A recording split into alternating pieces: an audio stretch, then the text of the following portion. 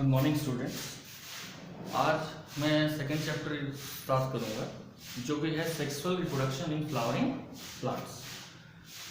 हम लोग first chapter में ऑलरेडी ये पढ़ चुके हैं कि सेक्सुअल रिप्रोडक्शन है क्या। It is the process of fusion of male and female gamete to produce a diploid zygote. But अभी जो मैं चैप्टर शुरू कर रहा हूँ sexual reproduction in flowering plants. सबसे पहला सवाल है फ्लावरिंग प्लांट क्या है। फ्लावरिंग प्लांट्स, ठीक है। ये जो फ्लावरिंग प्लांट्स है इसको कहा जाता है एंजियोस्पर्म। क्या कहा जाता है? एंजियोस्पर्म। फ्लावरिंग प्लांट को कहा जाता है एंजियोस्पर्म। हम लोग ऑलरेडी लेसन में पढ़ चुके हैं कि एंजियोस्पर्म फेनरोगैम्स में आता है। फेनरोगैम्स मींस विच प्रोड्यूस सीड, और दो तरह का फेनरोगैम्स है, एक जिम्नोस्पर्म और एक एंजियोस्पर्म। तो यहाँ पे हम लोग एंजियोस्पर्म के बारे में पढ़ेंगे that is sexual reproduction in flowering plants. अब सबसे पहले व्हाट इज सेक्सुअल रिप्रोडक्शन, है ना। Sexual reproduction, sexual reproduction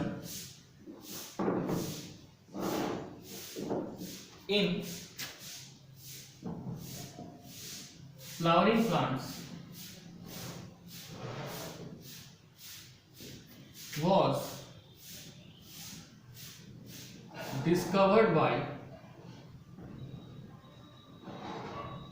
Rudolf Camerarius,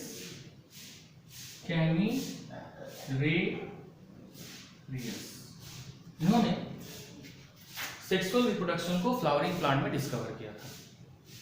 अब हम लोग ये जानेंगे कि what are the parts in the flower which are involved in sexual reproduction.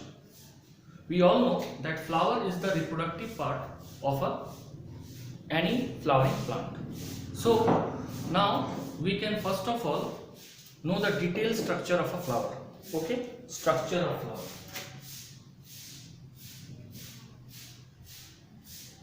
Structure of flower. ठीक है। अब ये जो स्ट्रक्चर है फ्लावर का ये इस तरह से होगा।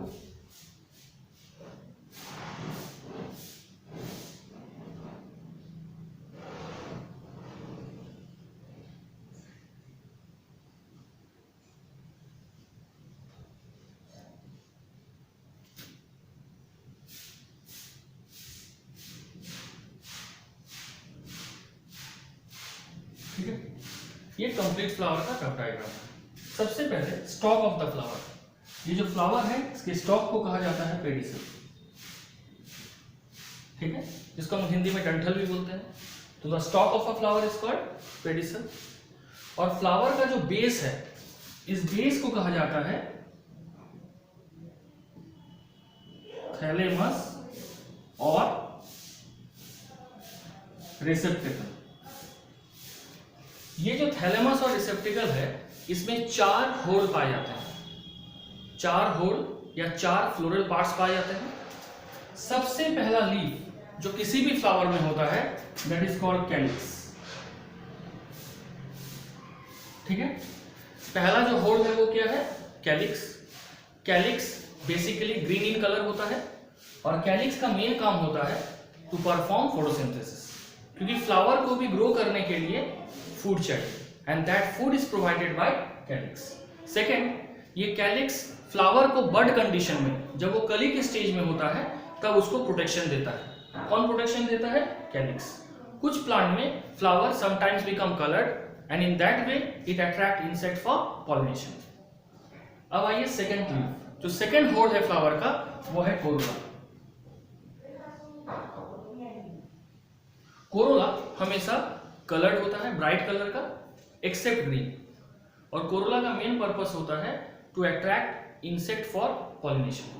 सम टाइम कोरोला में सिक्रेटरी ग्लैंड्स होते हैं and that secrete nectar to attract insect for pollination, ठीक है। अब इसके बाद है एंड्रोशियम।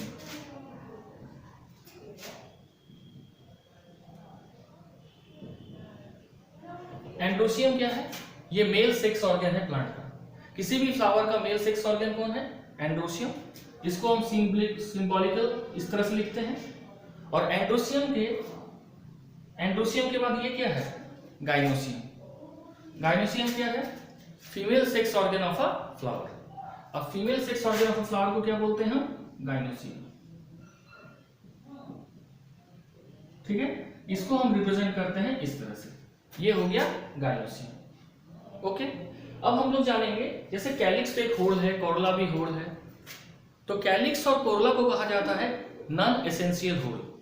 नॉन एसेंशियल होड़ इसलिए कहा जाता है क्योंकि ये दोनों ही सेक्सुअल रिप्रोडक्शन में फ्लावर को कोई कंट्रीब्यूशन नहीं करता है, जबकि एंड्रोसियम और गाइनोसियम को कहा जाता है एसेंशियल होड़ because they contribute directly in the process of reproduction in case of flowering plants. Now ये जो कैलिक्स है इसके सिंगल एंड को कहा जाता है सेपल,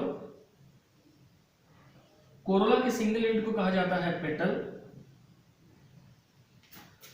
एंड्रोसियम के सिंगल एंड को कहा जाता है स्टेमन और गाइनोसियम के सिंगल एंड को कहा जाता है कार्पल। ठीक है, दैट्स ऑल फॉर दिस।